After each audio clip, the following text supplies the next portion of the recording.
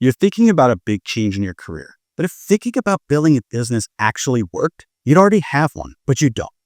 Not because you're lazy, not because you lack skill, because thinking is the thing that keeps you stuck. And here's the part nobody wants to admit. The more you think about changing your life without changing your behavior, the worse your anxiety gets. Not better, worse. So, something strange? The person who stayed in their same job for 15 years without questioning it, they might be numb, they might be bored, but they're usually not anxious. You know who is anxious? You. The person who knows they're meant for more, the person with half-written ideas and saved posts, the person who keeps saying, I just need a little more clarity, because you're living in between two identities. You're not who you were, but you're not who you could be either. And that gap, that's where the tight chest lives. That's where the Sunday night dread comes from. That's where the low-grade horror stress never really shuts off. Every day, you don't move. Your nervous system learns something. I think about change, but I don't act. Over time, that turns into the most unsettling thought of all. What if this is just who I am? That's the real anxiety. Not fear of failure, fear of confirmation. So let's kill a myth. You're not an imposter. Imposter syndrome isn't a personal flaw. It's a context problem.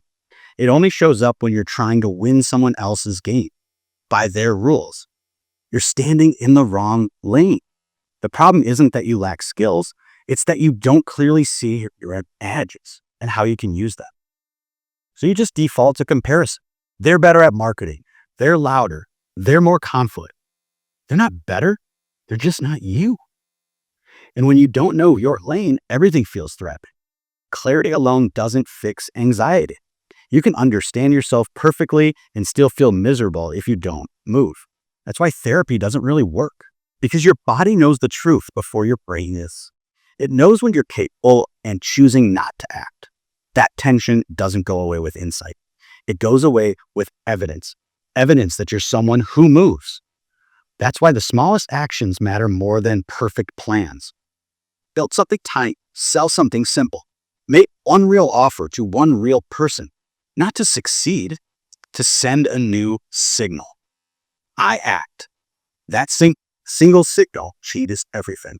You'll feel exposed. You'll feel awkward. You'll worry about rejection.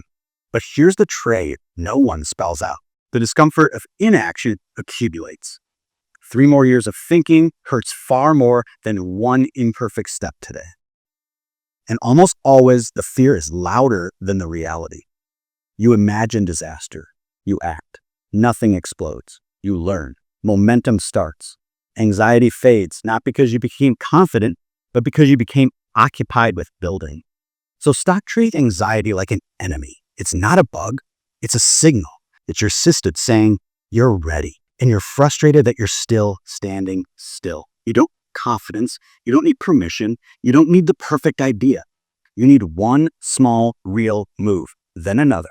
That's how anxiety loses grip, not by thinking your way out, but by acting your way forward.